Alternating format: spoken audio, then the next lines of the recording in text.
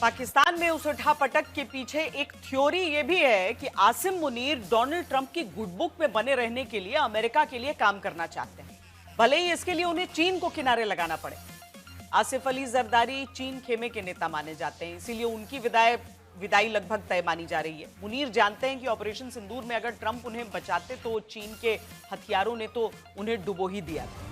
इस सच पर पर्देदारी करने में मुनीर लगे हुए हैं। ब्रेकिंग न्यूज ये है कि आसिम मुनीर ने ऑपरेशन सिंदूर में चीन की मदद से इनकार किया है। पाकिस्तान के सेना प्रमुख फील्ड मार्शल आसिम मुनीर ने ऑपरेशन सिंदूर में चीन की सीधी मदद के दावों को खारिज कर दिया।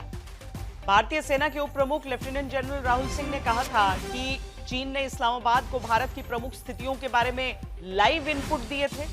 सबसे बड़ी बात यह है कि पाकिस्तान के रक्षा मंत्री ख्वाजा आसिफ ने एक इंटरव्यू में बताया था कि चीन के सैटेलाइट पाकिस्तान के लिए काम कर रहे थे। फिर भी मुनीर झूठ पर झूठ बोले जा रहे हैं। तो ये सारी चीजें जो कही जा रही हैं, इसके पीछे आखिर है क्या? वो लगभग तो हमने आपको बताया कि क्या कारण हो सकता है। मुनीर के लिए अमेरिका की जो करीबी की मजबूरियां हैं, जो अब तक पाकिस्तान के राष्ट्रपति की चीन के गुड बुक में होने की बात है। प्रणय उपाध्याय हमारे साथ न्यूज रूम से हैं। प्रणय, क्या गड़बड़ झाला है ये? आसिम मुनीर क्या करना चाह रहे हैं?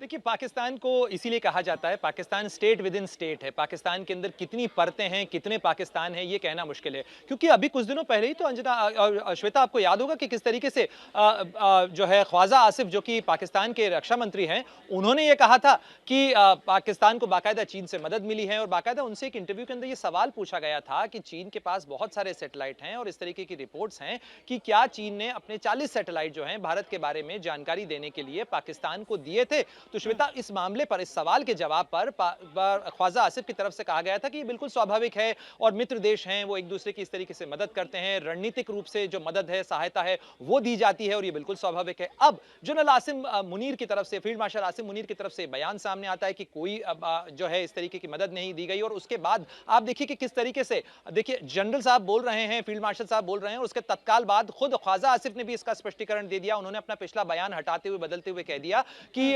किसी तरीके की न तो तुर्की से न चीन से कोई मदद मिली, हथियार खरीद लेने से कोई मदद नहीं हो जाती है।